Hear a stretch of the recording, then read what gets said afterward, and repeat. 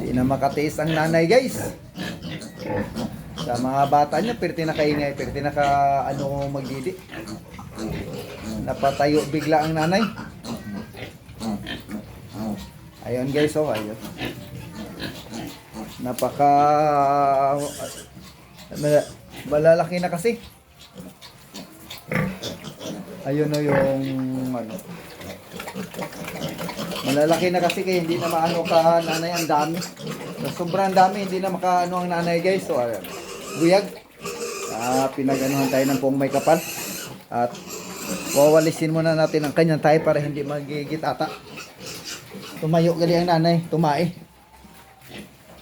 Habang nakatayo ay walisin natin. Ayan guys, so pasensya na kayo, malikot ang ating kamera ngayon. Ayan. Ayan sila guys, oo. Ang tae ka nanay nila, ginausga-usga nila, oo. Manggigitata to sila. Ayan sila guys, tutukoy nyo na yung ating mga pigi-pigi.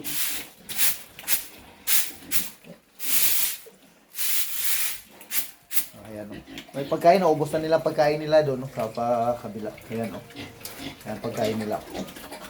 Ito sila guys. Malalaki na sila guys. Kaya hindi na makaano yung nanay sa kung dididi sila. Kaya talagang pagod na pagod ang nanay nila. Ang kukulit na kasi. Okay, tayo guys, oh, hindi na, oh, hirap na hirap ang nanay. Oh, iihi ang nanay guys, oh. May iihian yan sila, yan. Ayan, oh. Ang kukulit na kasi nila. Ang kukulit na nila, buyag. Lalaki na buyag, eh. Oh. Kaya, aanuhin na to ng nanay nila. Hindi tayo makapag-inject po kasi ng hagkulira kasi umuulan-ulan. Abangan natin kung uminit. Yan. Pero ating gutom ang nanay nila. Kaya hindi naman masyado na hindi naman masyadong nangayayat ang ating inahin. Kasi sa inalagaan talaga natin sila sa kain. Ayan po, maliit natin guys ng isa. Ayan po. Ito po ang isang maliit. Ito po ang Bear Brand po natin. Ayan, si Bear Brand. Ayan, ang dungis ni Bear Brand na. Ayan, yan po isa yan. Dumididi din po yan sa biberon. Pero yun talagang pinapadidi natin sa si Bear Brand. Ayan po ang isang Bear Brand, panibagong Bear Brand. Ayan, ito. Ayan sila guys. Ang kukulit na nila, ang iingay buyag. Pero kumakain na to sila, inalagaan, inaalalayan ko na to ng pagkain. Kasi kung hindi mo alalayan, talagang mangangayayat ang nanay.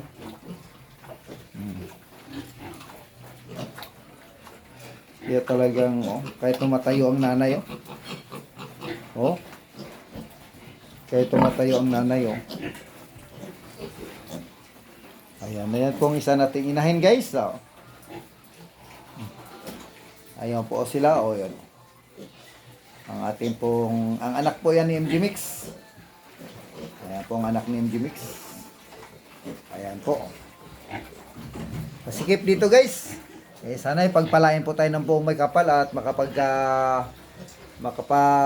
ano tayo ng tangkal. Ano tayo ng tangkal na medyo maluwang-luwang. Talagang masikip dito sa pwesto ko. Kita nyo naman guys, oh, ayan, oh, ayan. Talagang maliit.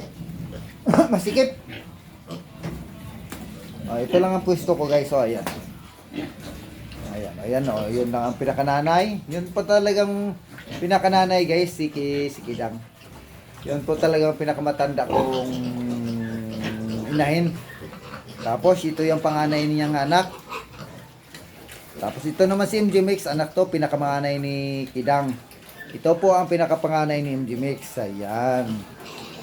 Ito po ito pong anak ni Kidang. Ayan, manghod lang po ito ni MG Mix. Ayan po guys.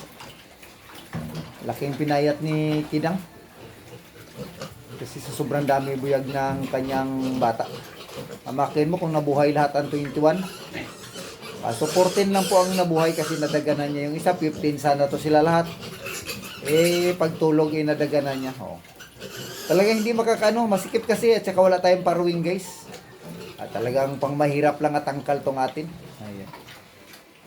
Hindi pa naman tayo nakakabuylo kasi. Pakakaawaan po tayo ng buong may kapal at makapagawa tayo ng magandang-gandang tangkal at maluwang. At bibigyan po natin sila ng magandang bahay.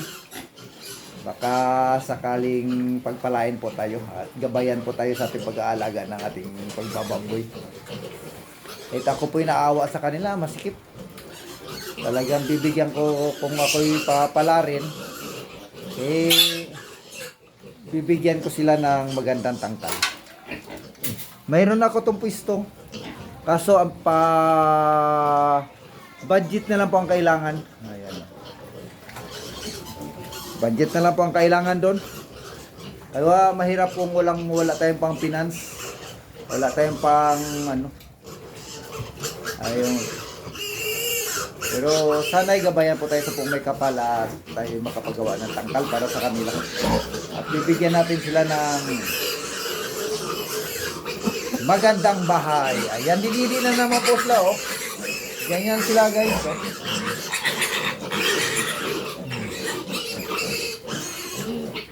Ayan, tingnan nyo, Ang kukulit. May pagkain na nga yan sila. Pero didi pa rin. Ang kukulit, hindi na magpapadidi ang nanay. Kakakain lang po to nila kasi kung hindi ko alagaan sa pagkain, talagang mangayayat sa ubos na. Pati po isa ito, kaya hindi pwedeng pakainin ng isa. Kung isa lang pakakainin mo, maingay. Dapat pakakainin mo talaga lahat. Kukunin na naman po natin yan ang kanyang tae para hindi po magdumi. Kaya palagi po tayo nakabantay sa ating tangkal, sa ating kulungan natin mga baboy. Kasi kung hindi po natin sila babantayan, hindi kagad natin makuha ang kanilang mga dumi. Pag hindi natin makuha ang kanilang mga dumi, maaapakan nila at mahihigaan na, yun mahirap na talaga kunin kasi didikit. Ayan po guys, marami pong salamat and bye bye. I love you all.